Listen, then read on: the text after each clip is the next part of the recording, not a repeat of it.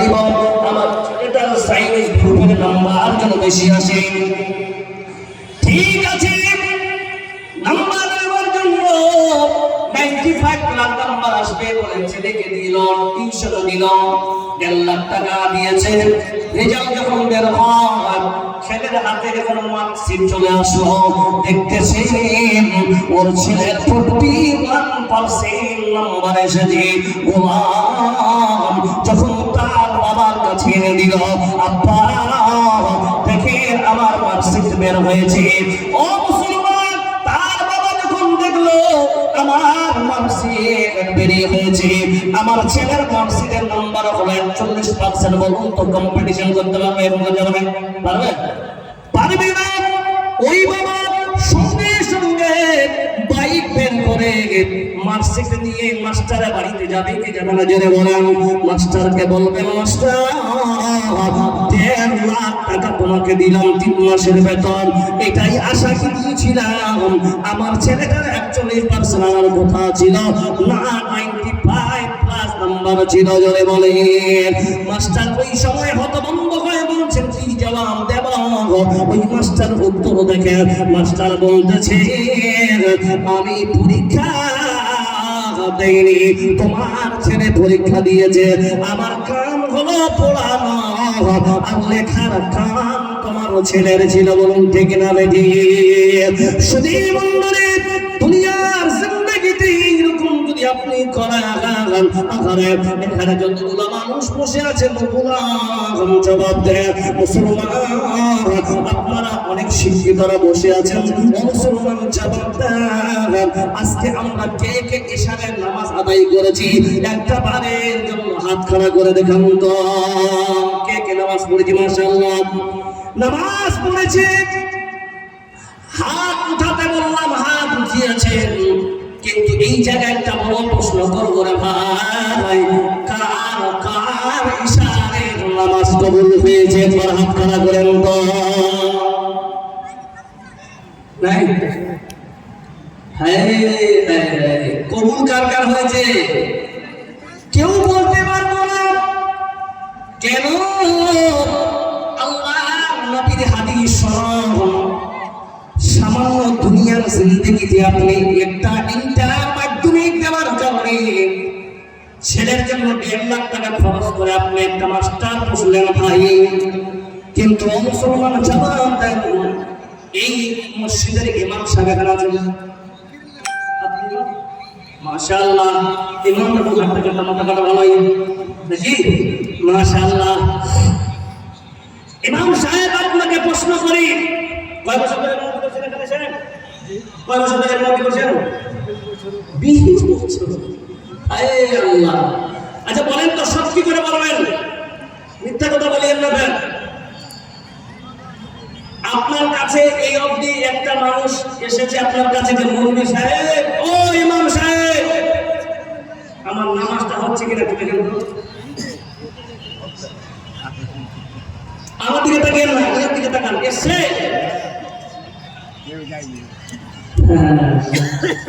তো ছেলের আপনাদের নাম্বার কম আসলো, মার্কশিট নিয়ে গেলেন কার কাছে?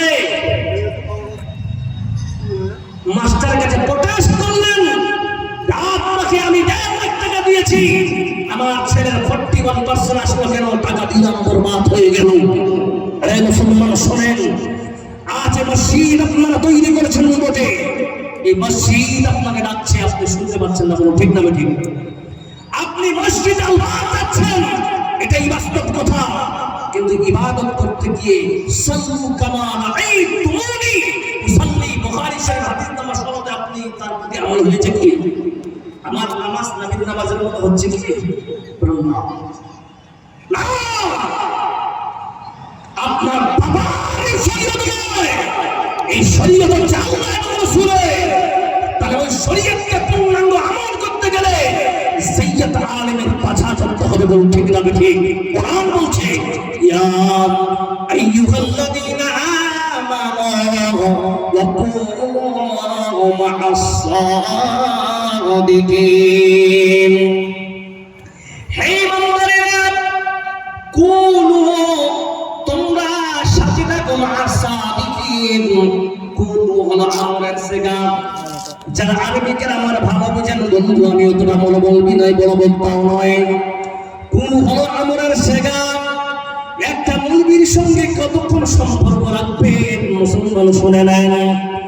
একজন আলেমের সঙ্গে কতক্ষণ আপনার সম্পর্ক থাকবে শরীয়তের দিক থেকে, কারণ এভরিথিং এনিথিং আপনাকে যে জিনিস জানার দরকার ও মুসলমান ওই জিনিসগুলো একজন আলেমের কাছে আপনাকে জানতে হবে। বলুন ঠিক না বেঠি? কতক্ষণ সম্পর্ক রাখবেন? কুলু হলো আমর সেগাম, আর আমর দালালাত করে ইস্তিমরারি। শেখ রাজের ভুল হয়তো মাফ করবেন। কুলু হলো আমরের সেগাম, আর আমর দালালাত করে ইস্তিমরারি। আর ইস্তিমরারির কথা হলো বৈশিষ্ট্য হলো সবসময় জনগণ ঠিক না বেটি? আল্লাহ বলছেন অনেক ইমানদারেরা, একটা তুমি নিজের ইমান যদি তুমি পর্যবসিত রাখতে চাও, তোমার ইমান যদি বাঁচাতে চাও, তাহলে তোমার ইবাদত যদি সঠিকভাবে তুমি রাখতে চাও, তাহলে তোমার একটা আলেমের সঙ্গে প্রতিনিয়ত সম্পর্ক রাখা জরুরি আছে। যারা বরং ঠিক না বেটি? হकीकत से दुनिया बेखबर है, दुनिया की नुमाइश पर नजर है। नबी गोयम के आज दुनिया जुदा बाज, मुहर खाने के बाशी बा खुदा बाज। जने शरे बंदनारे तकबीर। এখন যদি কোনো বড় নেতা আসতে বলতে ইনকিলাব চিরপথ, পেটের নারী ভুল থেকে বের হতো। আর আল্লাহু আকবার, আল্লাহর উচ্চতা বড় মর্যাদা বয়ান করতে গিয়ে আমরা চেপসে গেছি। বেলুন দেখেছেন? বেলুন দেখেছেন? বেলুন দেখতে ভালো কখন? যখন তাকে ফুলে বড় করা হয়, তখন দেখতে ভালো লাগে না? আর যখন হাওয়া বেরিয়ে যায়, যখন চেপসে গেছে, তাকে ফেলে দেখলে গলিবে জি না। এই জন্য পাওয়ার কে সাথ সব আল্লাহু আকবার বলে তো ইনশাআল্লাহ। जरूर नाराए तकबीर, नहीं और जोर से बोल नाराए तकबीर। जी बोल যুবক ভাইদের তোদেরকে বলছি, তোরা চিৎকার করতে বলতো नाराए तकबीर। अल्लाह আকবার। अभी कुछ हो रहा है, लग रहा है कि आप बैठ के सुन रहे हैं कि नहीं? শুধু মঙ্গলে তাহলে আজ থেকে আপনার আল্লাহর নবী সাহাবা একজন এসে বলে ইয়া রাসূলুল্লাহ, একজন সাহাবা চলে গেছেন দাওয়াতের কাজে, দেখতে একজন সাহাবা চলুন নামাজ পড়তেছেন। আল্লাহর নবীর সাহাবা বলছে ও বান্দা এখানে আসো। বলে কি হলো? বলছে এইরকম নামাজ তুমি কত বছর ধরে পড়ো? বলছে 40 বছর ধরে। তোমার একটা নামাজ হয়নি, কারণ হলো তোমার নামাজ আল্লাহ নবীর মতো নয়। বলুন সুবহানাল্লাহ। তাহলে মুসলমান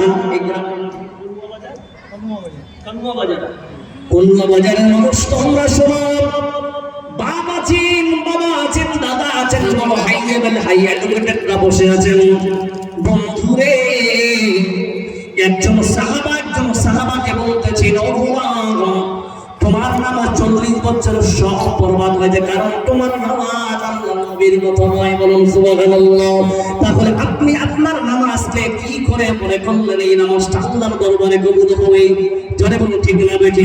তাহলে আপনার নামাজ যদি সঠিক করতে চান, তাহলে আপনাকে একজন আলেমের কাছে শিক্ষা নিতে হবে। জোরে বলুন ঠিক না বেঠি? জোরে বলে কেন রে বাবা? কারণ আল্লাহ তাআলা এই আলেমদের কেমন মর্যাদা দিয়েছেন শুনে নেন। এই মর্যাদার কারণ হলো পৃথিবীর জমিনে যতদিন আল্লাহ আল্লাহ বলার মতো লোক বেঁচে থাকবে, আল্লাহ সেই কিয়ামত আনবিরা পৃথিবীকে ধ্বংস করবে না। আল্লাহ এই জন্য কোরআন দিয়ে দলিল দিয়ে বলতেছে ইন্নামা ইয়াখশাল্লাহু মিন ইবাদিহিল উলামা। এই পৃথিবীর জমিনে এমন একটা সম্প্রদায় আছে, এই সম্প্রদায় তারা আল্লাহকে সারাক্ষণ ভয় করে চলে। আর আল্লাহকে যারা ভয় করে চলে, আল্লাহ তাদের ঠিকানা জান্নাত রেখেছে। বলুন নারে তাকবীর। শুধু বন্ধুরে, তাহলে আজ আপনাদের এলাকায় আলেমের পিঠে ওসমান খান, বলুন ঠিক না বেঠিক? হচ্ছে না? মাদ্রাসা খুলেছেন বাবা, মাদ্রাসা মাদ্রাসার অসুরের ধান তুলতে যাচ্ছে একজন আলেম, বরং ঠিক না ঠিক? অবশ্যই আপনার পরিবর্তন কবে হবে? অসৎটা তো আপনাকে দেওয়ার কথা ছিল, আপনি কোথায় দিবেন নোট করে আপনার ঘাড়ে করে আপনি জিম্মেদারি যে পাঠিয়ে দেন। যেদিন থেকে এই আলেম বাড়ি বাড়ি গিয়ে অসুরের ধান সাকাতের মাল তারা বলতেছে, আর আজকে আপনারা কোটিপতি হয়ে গিয়ে আলেমদেরকে আপনারা ফুৎকার দিতে চান, আলেমদেরকে দেখে আপনারা দরজা লাগিয়ে দিচ্ছেন। মুসলমান শুনে নেন, আমি আজকে কলুয়া বাজারে এসে আমি চ্যালেঞ্জ ছুড়ে দিয়ে গেলাম, এমন একটা দিন আসবে রে সবার প্রেস্টিজ বলে জিনিস আছে, বলুন ঠিক না বেটি? আলেমদের সম্মান আছে, মাস্টারের সম্মান আছে, মুরব্বিদের সম্মান আছে, বলুন ঠিক না বেটি?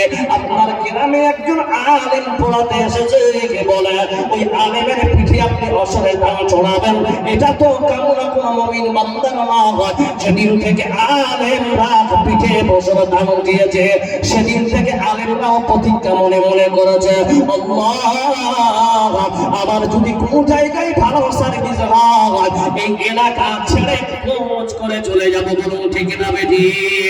এমন একটা সময় আসবে মুমিন, যেমন আজকে আমাকে আপনারা দক্ষিণ দিনাজপুর থেকে ভাড়া করে এনেছেন, টাকা দিবেন বলে আমি এসেছি, বলুন ঠিক না বেটি?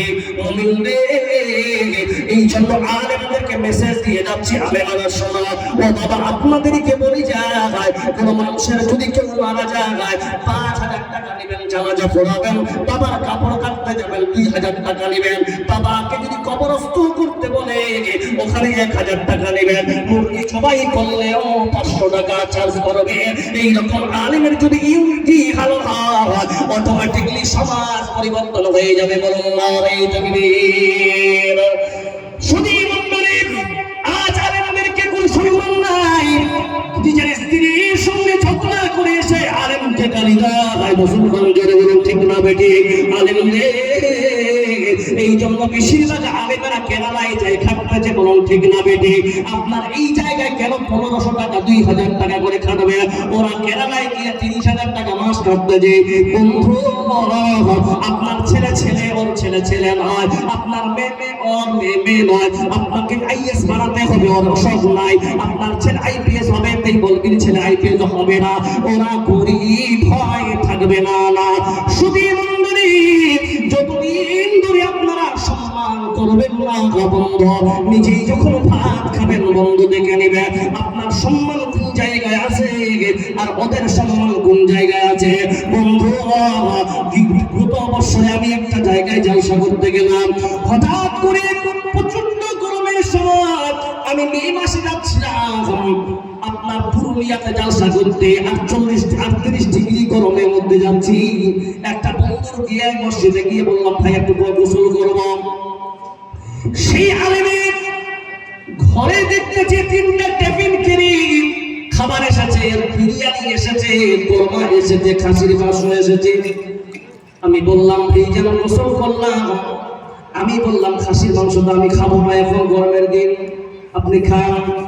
দস্তরখান বিছিয়ে বাচ্চা মৌলি সাগায় ও যুবক, ও ভাই, ও বাবা, ও চাচা শুনেন, চোখের পানি ভাসাচ্ছে আর খাবার খাচ্ছে।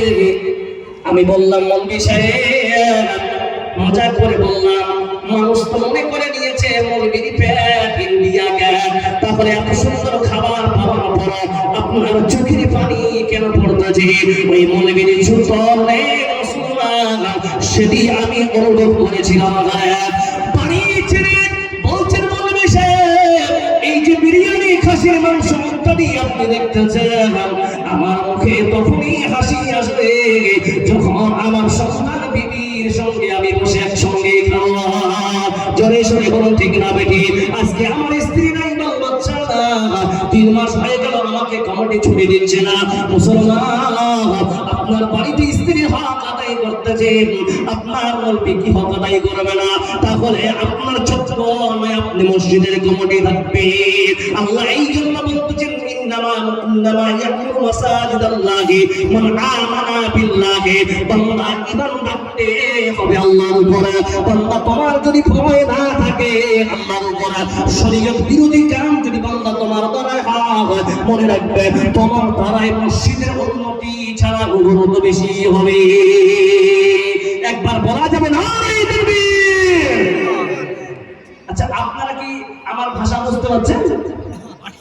অসুবিধা হচ্ছে কি? নারাজ আছেন?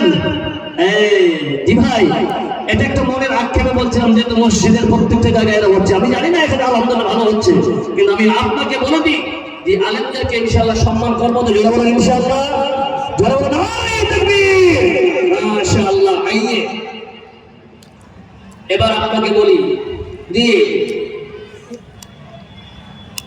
কম্বিনেশনটা দেখেন, মিল দেখেন, হায়াত এবং মৌতের মাঝখানে ইবাদতের জায়গায় আপনাকে পরীক্ষায় ফেললো। কিসের পরীক্ষা? আহসানু আমালা।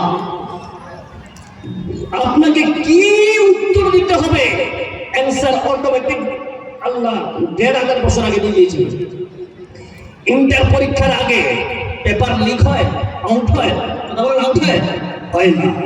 ছেলেরা প্রচুর মেহনত করে, তারপরে কেউ পাস করে, কেউ ফেল করে, কারণ কোশ্চিন আউট নেই, অ্যান্সারও আউট নেই, যার কারণে মেহনত বেশি করতে হয়। কিন্তু আল্লাহ আপনাকে আমাকে এত ভালোবাসেন যে আপনাকে জান্নাত দিবেই, এই জন্য তিনারা অটোমেটিকলি ১৫০০ বছর আগে কোশ্চিন পেপার আউট করেছেন। বলুন সুবহানাল্লাহ বিহামদিহি। জি ভাই, এবার আসেন কেমন আউট করেছেন। আল্লাহ বলছেন তোমার কি অ্যানসার হবে, উত্তর হবে, জবাব হবে, সেটা হবে কেমন? ওয়া আহসানু আমাল। আমল দুই প্রকার। কয় প্রকার বললাম? দুই প্রকার। একটা ভালো আমল আর একটা খারাপ আমল। ভালো আমলের কথা বলা হয় যে তোমার আমল যেন আহসান, সুন্দর ভালো আমল হয়, খারাপ আমল যেন না হয়। কেমন? মুসনাদ আহমদের রিওয়ায়াত, আব্দুল্লাহ ইবনে মাসউদ রাদিয়াল্লাহু তাআলা আনহু কিছুক্ষণ আগে যে প্রশ্ন করেছিলাম যে আমাদের ইশারার নামাজ কার কার হয়েছে, হাত তোলা করেন তো। আমাদের অনেক মানুষ উঠাচ্ছে কিন্তু ফাইট করে দিচ্ছে। কেন? তারা বুঝে গেছে যে আমার ইবাদত কবুল হতেও পারে, আবার নাও হতে পারে। কিন্তু জনাবে মুহাম্মদ রাসূলুল্লাহ সাল্লাল্লাহু আলাইহি ওয়াসাল্লাম হাদিস একেবারে সহিহ হাদিস, মুসনাদ আহমদের রিওয়ায়াত, আব্দুল্লাহ ইবনে মাসউদ, তিনি হচ্ছেন ইমাম রাবি। উনি বলছেন যে বনি ইসরাইলের জামানায় এক ব্যক্তি ছিল, আল্লাহ তার ৭ বছরের ইবাদত কবুল করেছিলেন। বলুন সুবহানাল্লাহ। ৭ বছরে প্রত্যেকটা সেকেন্ডের ইবাদত তার কবুল করেছিলেন। কিন্তু আল্লাহ পাক সুবহানাহু ওয়া তাআলা অনেক সময় আমল করা সত্ত্বেও মানুষকে জাহান্নাম দেবে। কেমন? কোরআন বলছে, আমি নয়, আল্লাহ পাক বলেন আমিলাতুন নাসিবা তাসলা নারাল হামিয়া। এই যে কয়েক ঘন্টা কয়েক মিনিট আগে আপনাকে বললাম, মানুষ ইবাদত করে করে করে করে হেঁপে যাবে, থকে যাবে, তবু আল্লাহ বলতেছেন তবু জাহান্নামে যাবে। খাবে গাফলাত में सोए हुए मोमिनों, ख्वाब गफलत में सोए हुए मोमिनों, ऐशो इशरत दिखाने से क्या फायदा। आँखों खोलो उठो याद रब को करो, आँखों खोलो उठो याद रब को करो, उम्र यूं ही गवाने से क्या फायदा। क्यों अपने रब को जवानी में भूलागे तो, और ताकत के बाते पे भूलागे तो, जब जवानी ढलेगी तो पछताएगा, जब जवानी ढलेगी तो पछताएगा, ऐसे रोने रुलाने से क्या पाएगा। शुभी मंडरे अल्लाह रब्बुल आलामीन বলতেছেন, বান্দা আমল কর, তোমার আমলটা হবে নেক আমল। তাহলে দেখেন বন্ধু, নেক আমল কাকে বলে?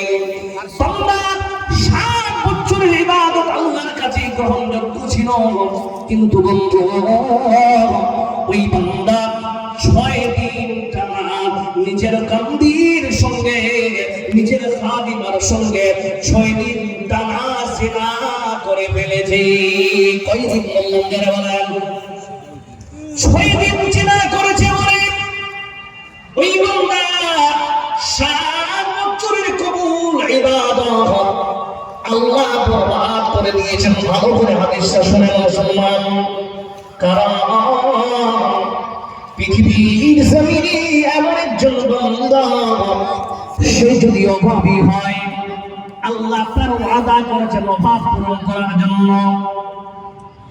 কিন্তু বান্দা যদি আমল ভালো করে করার পর স্লিপিং করে না হয়, আল্লাহ বলছেন বান্দা শিরকি গুনাহ এমন একটি গুনাহ, ওটাকে তুমি বাদ দিবে, এটি কোনো গুনাহ করো না গুনাহ। কিন্তু আয় বান্দা, আমি একটা প্ল্যাটফর্ম তৈরি করেছি, ওই প্ল্যাটফর্মে সেদিন থেকে আল্লাহর নবী নবুয়ত পেয়েছেন, সেদিন থেকে ওই প্ল্যাটফর্মের স্টেশনে, রেল স্টেশন হোক বা যে কোনো স্টেশন হোক, গাড়ি চলতেই থাকবে। কতদিন পর্যন্ত? যেদিন থেকে সূর্য পশ্চিম দিকে উদিত না হয়, তার নাম হলো তওবা। আল্লাহ পাক বলতেছেন, ইয়া আইয়ুহাল্লাযীনা আমানু তুবু ইলাল্লাহি তাওবাতান নাসুহা। বান্দারে তোমরা তওবা করো, বান্দা পাপ করেছো বলে করেছি, আল্লাহর কাছে যাও। আল্লাহ বলছেন বান্দা দেরি করিস না, তোর আমি কত ভালোবাসি রে বান্দা।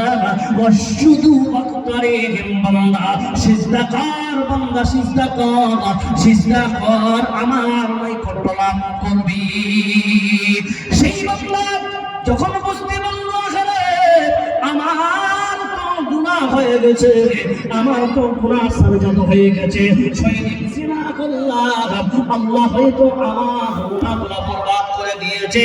বন্ধু সেই সময় ওই বান্দা কোনদিন কি আল্লাহর কাছে গিয়ে দোয়া করেছেন, আমার হয়তো ভুল হয়ে গেছে, আল্লাহ তুমি আমাকে ক্ষমা করে দাও। এই ইবাদত ওই ইবাদত করে বেড়ায় আর আল্লাহর কাছে ফরিয়াদ করে। বন্ধুরে এইরকম ফরিয়াদ করতে করতে করতে হাদিসে এসেছে, 2টি রিওয়ায়াত আছে হাদিসের। 2টি রিওয়ায়াত মানে কি রিওয়ায়াত একটাই, কিন্তু ব্যাখ্যা করতে গিয়ে 2 জন মুহাদ্দিসিন 2 রকম বয়ান করেছেন। একজন বলছেন কি 2 দিন 1 রাত না খেয়ে ইবাদত করেছেন, আরেকজন লিখেছেন 3 দিন 2 রাত না খেয়ে বান্দা নিজেকে বড় অপরাধী মনে করে তাই বান্দা তিনি আল্লাহর কাছে ফরিয়াদ করতেছেন। হঠাৎ দুপুর একটা মসজিদে গিয়ে